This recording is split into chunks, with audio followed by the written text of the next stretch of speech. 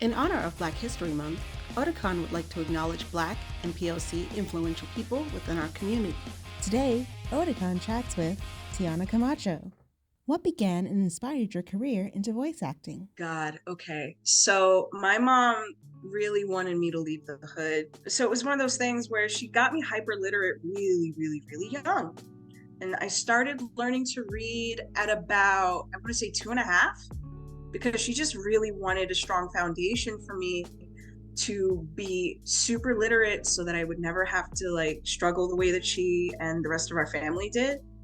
So it was a lot of that and a lot of reading. So I would be like 6, 7 years old reading on a second, third grade level. And one of the things I would do is I would watch a lot of cartoons. I started listening to certain people and I started realizing, wait a second, this character from this show sounds a lot like this character from this other show, which kind of sounds like this character from this other show. So I was like, let me read the credits. And then I realized, oh, these people get credited for their work. This is their job. And I was like, wow, that would be like really cool to just do that. You could be like Chess McNeil or Tara Strong or Cree Summer. I could never be Cree Summer. I mean, that's not happening. But, you know, like, I was like, I want to do this. I had to be like 8 years old. I was like, I want to be a voice actor. Like, I knew that young. So, yeah, it's something that I always wanted to do, but you know, you get older. And I guess when you're in the situation that I was in, there's a focus on survival. There's a focus on getting out of the situation that you're in. I decided, let me be safe. Let me do nursing, because there's always nurses. Let me do teaching. Let me do whatever else.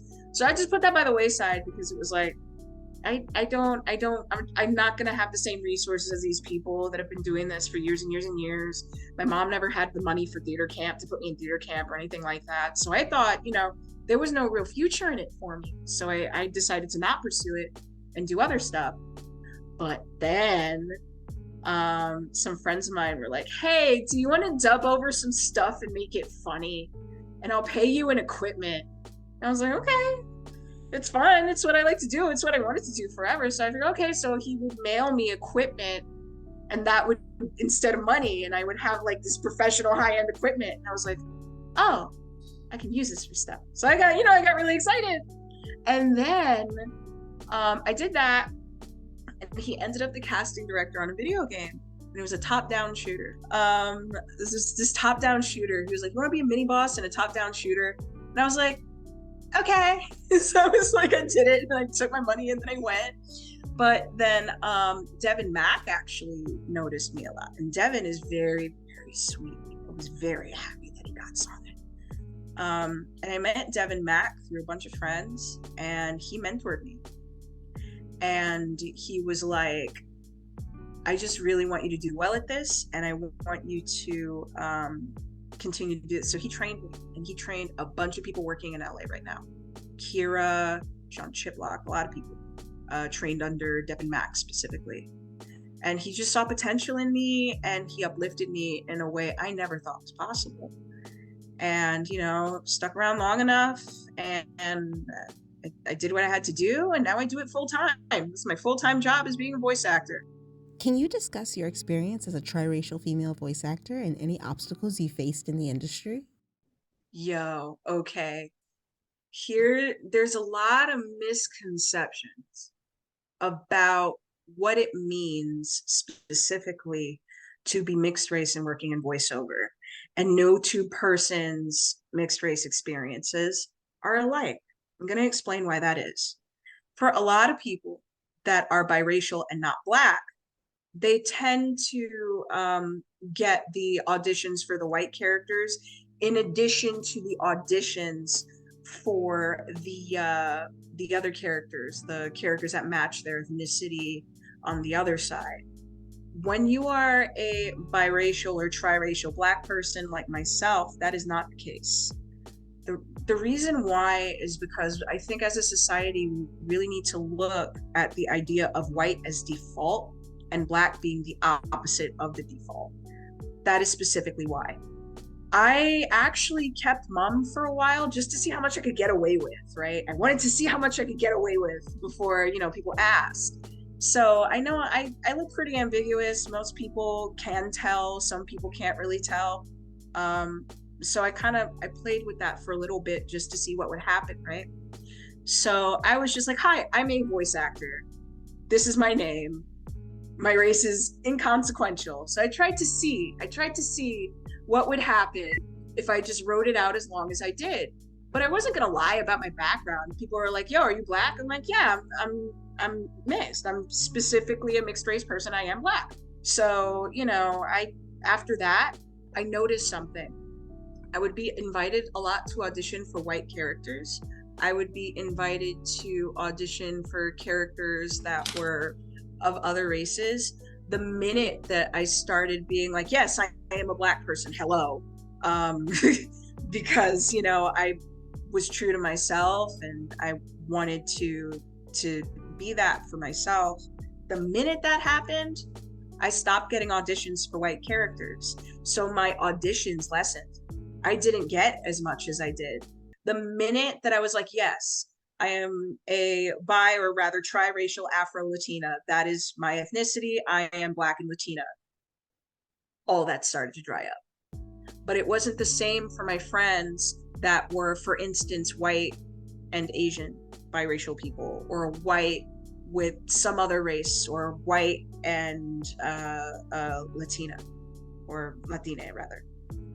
That is the thing I've noticed.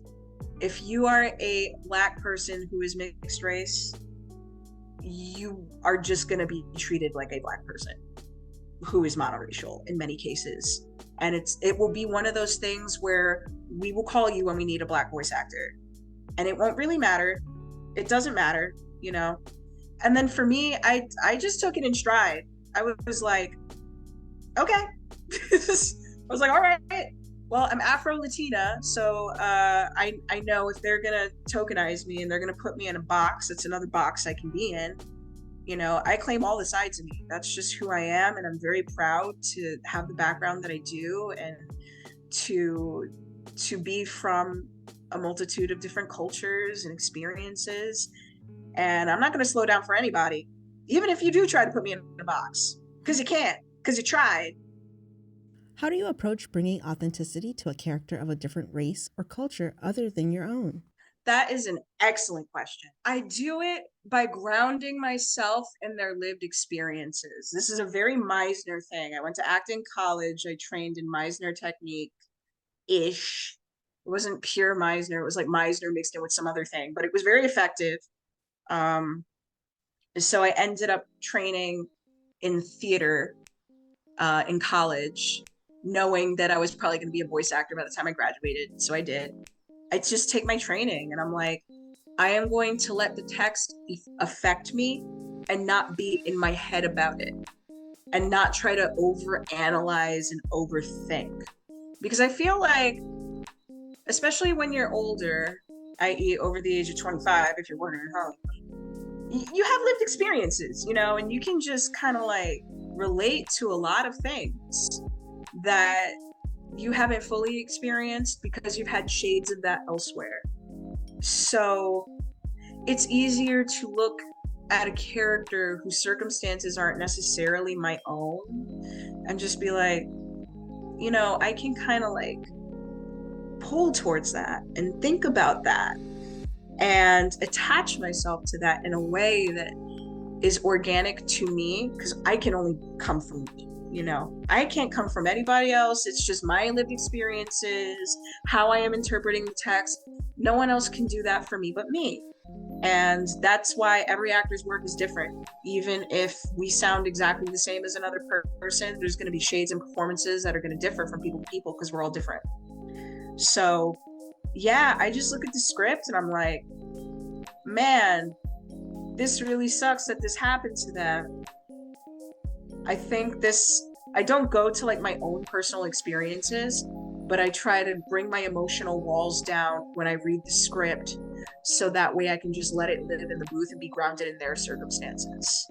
I don't want to go into my head and be like, well, this reminds me of when my puppy died or some random crap that happened, because then you're in yourself and you're not with the script. You're not with the character. And I want to be with the character, because once you're grounded in that, everything else just comes naturally. You don't even have to like try. You just live. And that's the school of acting I guess I come from, is not necessarily acting, but living in those circumstances and then taking it off when it's time to go home. Can you talk about a moment or project in your voice acting career that you're particularly proud of? Yeah, I can. It was JoJo. Okay, JoJo just came out. Kira wanted to do a screening with a bunch of people, and we were very happy for Kira. Kira is another person I owe a lot of my career to personally. That's why I was so happy to be Hermes, because I got to play opposite her as her friend.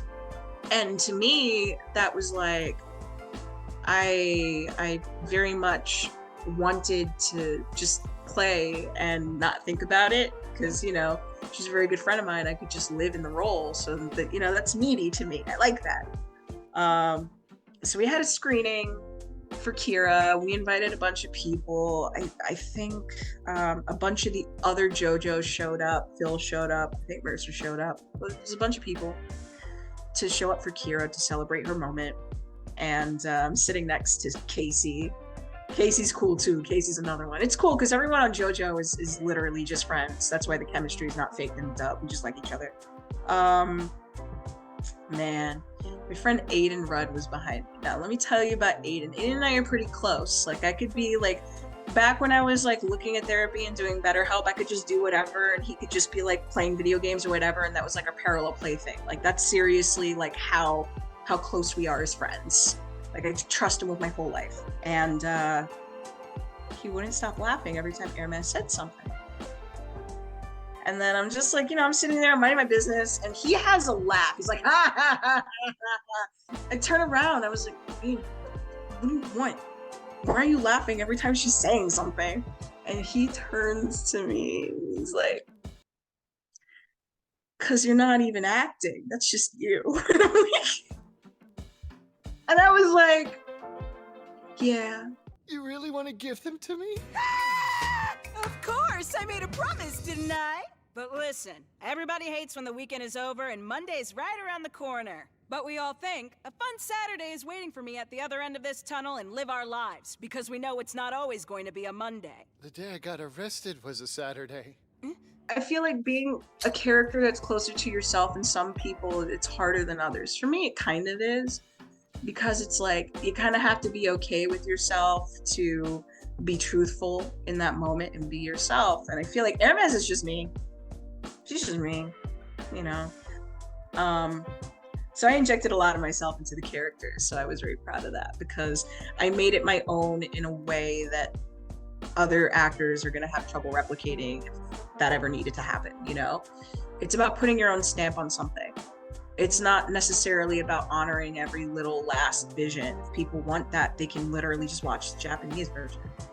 Now, there's certain things I do want to honor, because I know how much certain things mean to fans. So obviously I'm going to research the story arc and do the best I can and really get a feel for the character's experiences. And for Hermes, it was like, yeah, she cares so much about people. And that is kind of like her tragic flaw a little bit, where she is willing to put someone in the ground for hurting someone that she loves. And I'm like, yeah, okay, I can work with that and pull on to that. So I think every bit of JoJo Stone Ocean I am very proud of, because that was me at my most me, and it worked so much for the character that I felt like it was just such a seamless process that it was unlike anything else I've ever worked on. Can you share any advice for aspiring voice actors, especially those from underrepresented communities in the industry? Absolutely.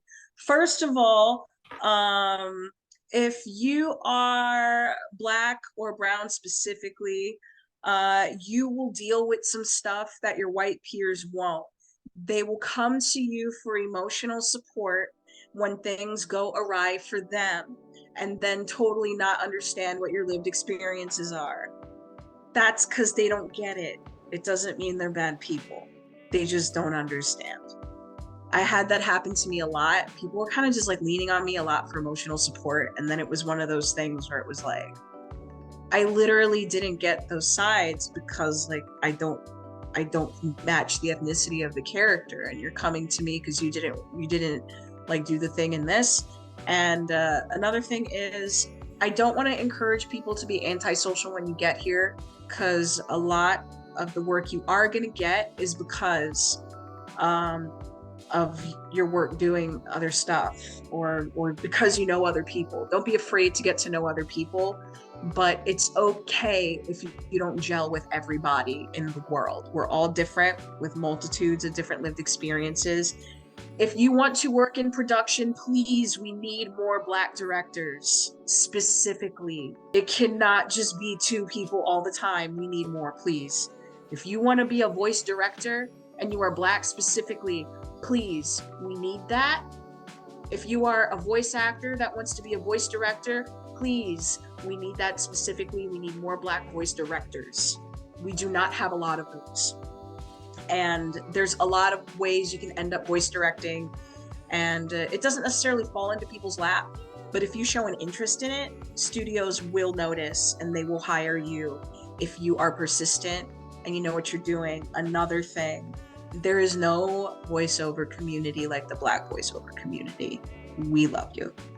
And you will be supported by each and every single one of us, no matter what. And that is, honestly, when I got here, the Black voiceover community specifically has embraced me and loved me and uplifted me in such a way that I love my community very much. And I'm very grateful for that. So if you are seeking community and you know that's what you need, and I'm telling you right now, the Black voiceover community is unlike anything. We really care about you, and we totally understand that there's just certain things that we've had to deal with that you shouldn't have to deal with, and we're all fighting to make that better for you. Thanks, Tiana. Did you enjoy our content? Leave a like or comment, subscribe to the Otakon YouTube channel, and ring the bell to be notified of future content.